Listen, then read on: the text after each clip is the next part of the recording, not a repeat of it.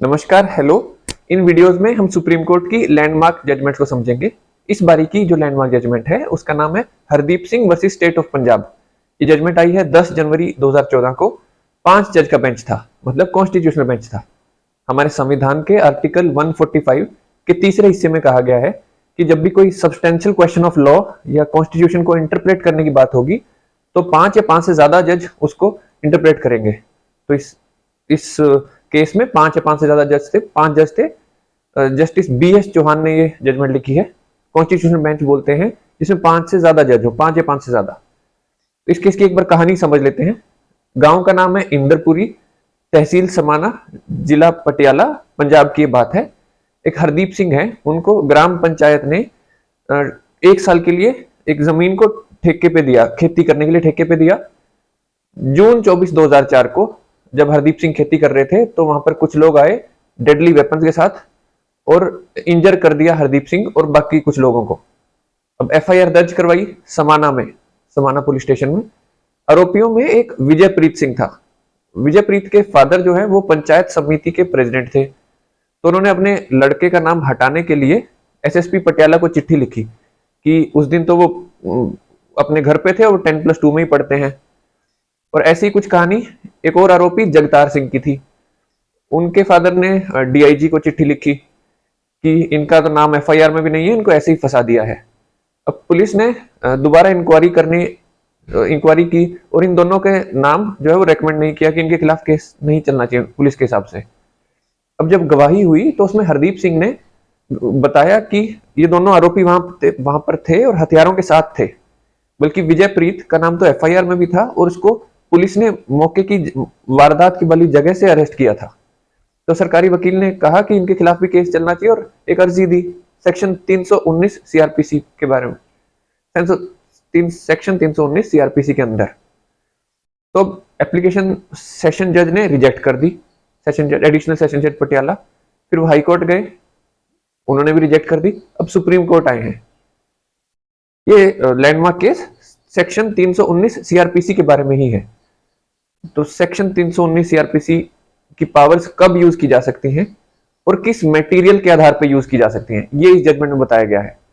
Supreme court ने सबसे पहले स्टार्ट किया Dharampal versus state of Haryana की जजमेंट से। ये 2013 की जजमेंट थी।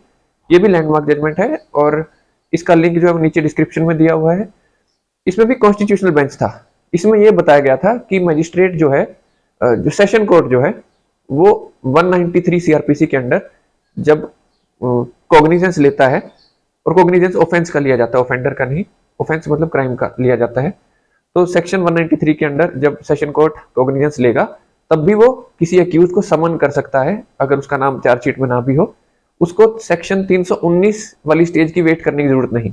ये धर्मपाल वाले केस में कहा गया था। तो सुप्रीम कोर्ट ने इस केस में सबसे पहले धर्मपाल वाले केस की बात कही। केस शुरू करने से पहले मैं आपको एक journey of a criminal trial बताता हूँ कि क्रिमिनल केस आखिर में चलता कैसे है। सबसे पहले FIR दर्ज करवाई जाती है अगर कोग्निजेबल ऑफेंस हो। कोग्निजेबल ऑफेंस क्या होते हैं? जिसमें पुलिस बिना वारंट के अरेस्ट कर सके।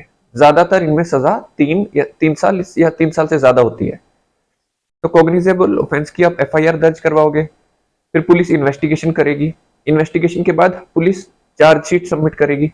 चार्जशीट सेक्शन 173 के अंदर सबमिट की जाती है। चार्जशीट के बाद मजिस्ट्रेट कॉग्निजेंस लेगा। कॉग्निजेंस लेने के बाद मजिस्ट्रेट अगर ज्यादा संगीन अपराध है जैसे मर्डर, रेप, डकैती, ज्यादातर जिनमें 7 साल या उससे ज्यादा की सजा है, तो सेशन कोर्ट को कमिट कर देगा केस मजिस्ट्रेट, नहीं तो खुद केस चलाएंगे। उसके बाद चार्जेस फ्रेम किए जाते हैं। फिर अक्यूज से पूछा जाता है कि आप गिल्टी प्लीड करते हो कि नहीं। मोस्टली अक्यूज बोलेगा कि नहीं, गिल्टी नहीं प्लीड करते। फिर केस चलता है, उसके बाद फैसला सुनाया जाता है, जो भी सजा होती है। एक्विट किया तो एक्विट मिले तो वो एक्विट कर दिया जाता है, उनको बरी कर दिया जाता है, और नहीं तो सजा दी जाती है। तो जो ट्रायल है, ये सुप्रीम कोर्ट ने इस केस में बताया है, जो ट्रायल है that is to find out truth, कि सच्चाई की खोज के लिए वो ट्रायल होती है, कि इनोसेंट को सजा ना मिले और कोई अपराधी है उसको सजा जरूर मिले, वो भी बच के ना जाए। ये किसी भी ट्रायल का मकसद होता है। अब सेक्शन 319 CRPC ये है क्या? इसमें लिखा हुआ है powers to proceed against other persons appearing to be guilty of offence. और लोगों के खिलाफ भी आप केस चला सकते हो जो ऐसा लग रहा है कि वो भी गिल्टी है। इस सेक्शन में लिखा हुआ है कि अगर इंक्वायरी या ट्रायल के दौरान कोर्ट या मजिस्ट्रेट को ऐसा लगे कि एविडेंस के आधार पे, ये कुछ एक शब्द जरूरी है, एविडेंस के आधार पे कोई इंसान जो अक्यूज नहीं है उस केस में, उसके खिलाफ भी केस चलना चाहिए, so the court may proceed against such person. अब इसका मतलब क्या हुआ, ये हम इस जजमेंट के दौरान ही आगे बताएंगे। तो कुछ एक चीजें, इंक्वायरी या ट्रायल के दौरान, इंक्वायरी होती क्या है? इंक्वायरी जब मजिस्ट्रेट को चार्जशीट दी जाती है उसके बाद से इंक्वायरी की स्टेज शुरू हो जाती है। सीआरपीसी के सेक्शन 2 के जी पार्ट में बताया गया इंक्वायरी क्या होती है। जब भी कोर्ट कुछ चीज जानना चाहे उसको इंक्वायरी बोलेंगे। लेकिन ये ट्रायल से पहले की स्टेज होती है। ट्रायल क्या होती है? Common cause versus union of India, ये 1996 का केस था। इसमें बताया गया था कि ट्रायल की स्टेज स्टार्ट होती है जब चार्जेस फ्रेम कर दिए जाएं। वो 1996 का केस था, common cause versus union of India. अब एक डॉक्ट्रिन है, एक लैटिन डॉक्ट्रिन है, जुडेक्स डेमनाटोर कम नोसेंस एब्सोल्विटर। मैं फिर से बोल देता हूं, जुडेक्स डेमनाटर कम नोसेंस एब्सोल्विटर। इसको इंग्लिश में इसका मतलब है कि जज is condemned when a guilty is acquitted. या ये जज के लिए बुरी बात है जब किसी अपराधी को सजा ना मिले, अपराधी को निर्दोष डिक्लेयर किया जाए। यही पूरे सेक्शन का भाव है। अब जब कोई इन्वेस्टिगेटिंग एजेंसी किसी कल्प्रिट के खिलाफ रिपोर्ट में उसका नाम नहीं भेजती है, तो जो जज है वो पावरलेस नहीं है कि उसके खिलाफ केस ना चले। अगर केस के दौरान, गवाही के दौरान ऐसा पता चले कि एक और इंसान के खिलाफ भी केस चलना चाहिए, तो जज 319 सीआरपीसी के अंडर उनके खिलाफ केस चला सकते हैं, उनको भी समन कर सकते हैं। तो सेक्शन 319 ये पावर देता है कोर्ट को प्रोसीड करने के लिए किसी भी इंसान के खिलाफ जिसका नाम चाहे एफआईआर में भी ना हो, जिसका नाम पुलिस ने चार्जशीट से हटा दिया हो, बेशक एफआईआर में हो, या बेशक उसको डिस्चार्ज कर दिया गया हो, उसके खिलाफ भी 319 की पावर यूज की जा सकती है। अब इस केस में ना 5 सवाल थे, उनको 2 हिस्सों में बांट सकते हैं। पहला हिस्सा कि ये पावर जो है वो कब यूज की जा सकती है, और दूसरा हिस्सा वो किस मटेरियल के आधार पे पावर यूज की जाएगी। तो उनको 5 सवालों को हम एक एक करके डील करते हैं। पहला सवाल था कि किस स्टेज पे 319 की पावर एक्सरसाइज की जाएगी। तो जैसा कि सेक्शन में ही बताया गया है कि इंक्वायरी या ट्रायल के दौरान, इंक्वायरी जैसा मैंने बताया ये सेक्शन 2G में बताया गया है कि जब, और ये चार्जशीट जब मजिस्ट्रेट को दी जाती है उसके बाद से ये स्टेज स्टार्ट हो जाती है, लेकिन ट्रायल से पहले की स्टेज है। और ट्रायल क्या होती है? Common cause versus union of India, उसमें बताया गया था जब चार्जेस फ्रेम कर दिए जाएं उसके बाद से ट्रायल समझते हैं। तो चार्जशीट सबमिट होने के से लेके जब तक जजमेंट फाइनल फैसला ना आए, इन दोनों जगहों के बीच में ये पावर कभी भी एक्सरसाइज की जा सकती है। अब दूसरा सवाल और तीसरा सवाल थोड़े जुड़े हुए हैं कि किस एविडेंस के बेस पे, क्योंकि सेक्शन में बोला गया एविडेंस के आधार पे। एविडेंस बोलते किसको है?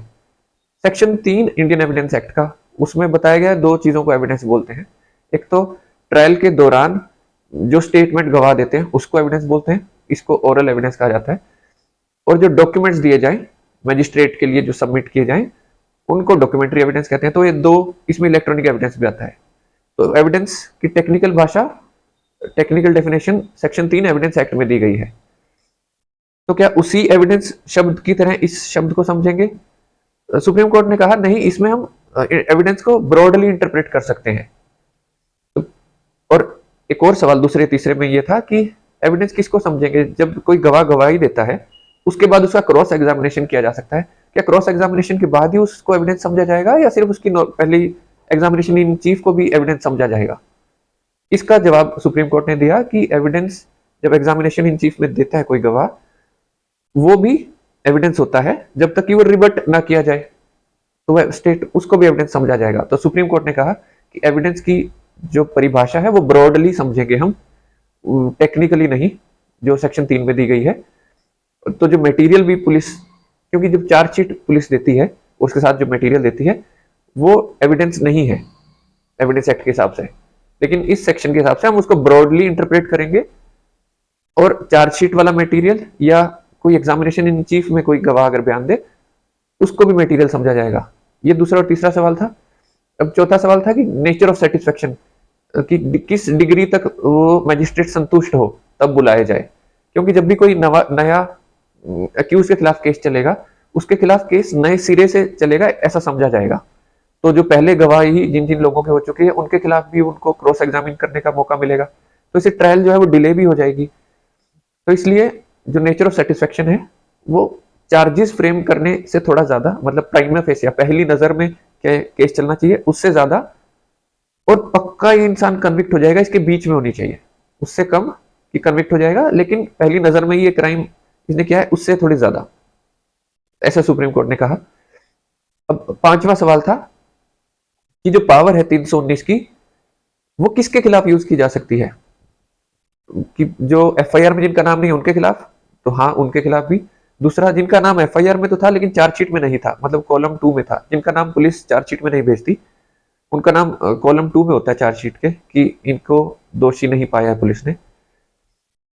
तीसरा जो है वो डिस्चार्ज अगर कर दे कोर्ट। अब डिस्चार्ज में थोड़ा फर्क है कि मैजिस्ट्रेट जो है उसने अपना दिमाग लगाया होता है डिस्चार्ज करने में किसी को, डिस्चार्ज मतलब उनको उन पे चार्जेस नहीं लगे हैं, तो एफआईआर में जिनका नाम नहीं है उनके खिलाफ तो सीधा केस चलेगा। दूसरा, जिनका कॉलम 2 में नाम है, मतलब एफआईआर में तो था चार्जशीट में नहीं है, उनको भी बुला सकता है। तीसरा, जो डिस्चार्ज वाले हैं उन पे थोड़ा ध्यान रखना पड़ेगा, उन पे सेक्शन 300 सीआरपीसी, सेक्शन 300 सीआरपीसी में कहा गया है कि एक इंसान के खिलाफ 2 बार केस नहीं चलेगा, यानी एक बार एक्विट हो जाए कन्विक्ट हो जाए उसी चीज पे दोबारा केस नहीं चल सकता। और 398 सीआरपीसी में कहा गया है कि पावर टू इंक्वायरी होता है उसमें। तो इन दो सेक्शंस को ध्यान में रखते हुए डिस्चार्ज वालों को भी बुला सकते हैं। तो ये पांचवें सवाल का जवाब दिया सुप्रीम कोर्ट ने। सुप्रीम कोर्ट ने कहा कि जो वर्ड है अपीयर, इस क्योंकि सेक्शन में कहा गया है if it appears to the court, कि अगर कोर्ट को ये लगे then those person could also be summoned, तो कुड बोला गया है कि इनको बुलाया जा सकता है, बुलाया जाए नहीं। तो ये मैजिस्ट्रेट की डिस्क्रिप्शन पे है, उनकी सेटिस्फेक्शन पे है। अगर उनको लग रहा है इस एक और इंसान के खिलाफ केस चलना चाहिए तो मैजिस्ट्रेट उसके खिलाफ भी सम्मन कर सकता है। यही इस पूरे सेक्शन और इस पूरी जजमेंट का भाव है। और आखिर में सुप्रीम कोर्ट ने कहा कि since issuance of summons in section 319, जब 319 सेक्शन के अंडर जब समन इशू किए जाते हैं तो एक तरह से ट्रायल नए सिरे से शुरू हो जाती है, सभी गवाहों को दोबारा से बुलाया जाता है जिनकी गवाही हो चुकी हो, तो इसमें डिले भी होता है और प्रोसिक्यूशन का केस खराब होने के भी चांस ज्यादा हो जाते हैं। तो मजिस्ट्रेट को पावर बहुत ही ध्यान से और सूझबूझ से इस्तेमाल करनी चाहिए। तो ये थी हमारी इस वीडियो की लैंडमार्क जजमेंट, जिसमें सेक्शन 319 सीआरपीसी की पावर्स को अच्छे से समझाया गया, 5 सवालों के जवाब दिए गए। केस का नाम था Hardeep Singh versus state of Punjab, 2014 में जजमेंट आई थी। हम एक और वीडियो में लैंडमार्क जजमेंट को आपके साथ समझेंगे। नमस्कार, धन्यवाद, थैंक यू।